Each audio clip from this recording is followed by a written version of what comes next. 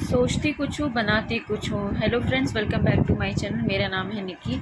यहाँ मैंने सोचा था रात को जब चने भिगोए थे कि मैं चने की सब्ज़ी बना दूँगी, लेकिन मेरे हस्बैंड ने सुबह मुझे मना कर दिया था कि मैं चने की सब्ज़ी नहीं खाऊँगा।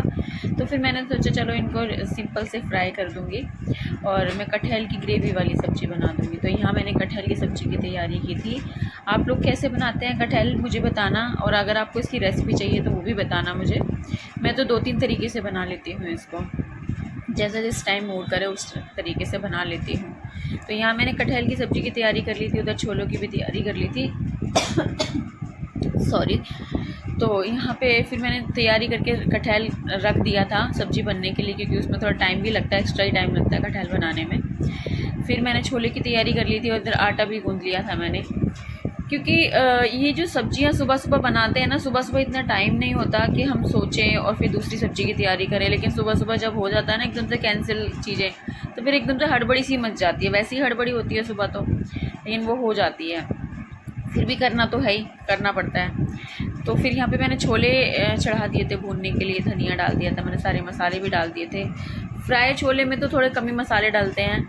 तो यहाँ मैंने हल्की सी हींग ज़रूर डालती हूँ मैं हर सब्ज़ी में, चाहे वो आलू कुछ भी हो, कोई भी दाल कुछ भी हो, उसमें ज़रूर डालती हूँ। फिर यहाँ मैंने रोटियाँ भी सेक ली थी, क्योंकि ये काम हो जाता है किचन का, तो समझो कि खाना बनने का टाइम मतलब हो जाता है ना, खाना बन जाता है तो बहुत टाइम बच जाता है। यहाँ नाश्ता दे दिया था मैंने पापा जी को, छोला पराठा और चने और पराठा और चाय। फिर यहाँ मैंने सोचा थोड़ी एक्स्ट्रा सफाई कर लूँ रसोई की, क्योंकि ये रोज़ रोज़ तो होती नहीं है, रोज़ रोज़ तो इतना हम नहीं कर पाते, इतना टाइम ही नहीं होता, बहुत काम हो जाता है। तो यहाँ मैंने नीचे बर्तन लगा दिए थे, सोच रही थी मैं कैसे करूँगी। फिर उसके बाद मैं नहा कर आ गई थी, तो यहाँ मैंने सोचा अपने आप को थोड़ा पैम्पर कर लूँ। यहाँ मैं सनस्क्रीन वगैरह लगा रही थी, और यहाँ मैंने बाल भी धो लिए थे और तैयार हो गई थी। फिर जब मैंने बाल खोले तो यहाँ मैंने देखा कि मेरे पास ना सीरम ख़त्म हो गया है। मैंने सोचा थोड़ा सा निकल आए ताकि अभी लग जाए, बट वो बिल्कुल ही ख़त्म हो गया था। पर कोई बात नहीं, सीरम है, कभी कभी नहीं होता है तो चलता है।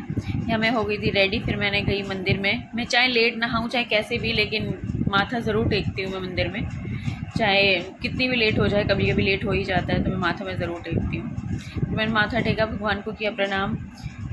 फिर मैं आ गई थी किचन में। जो सूखे हुए बर्तन थे, जैसे मैंने आपको पहले ही बताया, मैं बर्तन सुखा कर रखती हूँ, लगाती हूँ। फिर मैंने यहाँ पे मेरा किचन का काम भी ख़त्म हो गया था।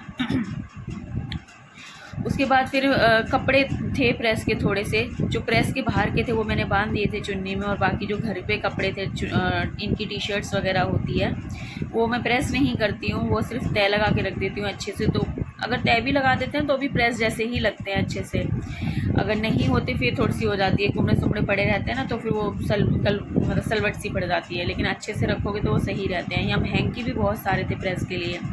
हैंकी छोटे मगर होते हैं, लेकिन इनमें टाइम बहुत लगता है। तो यहाँ पे ज़्यादा थे तो मुझे टाइम बहुत लग रहा था, इसलिए मैंने फास्ट फॉरवर्ड कर दी थी वीडियो। तो ये होता है मेरा सुबह से लेकर दोपहर तक का रूटीन। यहाँ पे दोस्तों, आपको मेरी वीडियो कैसी लगती है ये मुझे कमेंट में ज़रूर बताना, ताकि मुझे भी थोड़ा काम करने का हौसला मुझे मोटिवेशन मिले। और कमेंट करके ज़रूर बताना, और वीडियो को लाइक कमेंट शेयर ज़रूर करना, ताकि मुझे भी पता चलता रहे कि मेरी वीडियो आप लोगों को अच्छी लगती है।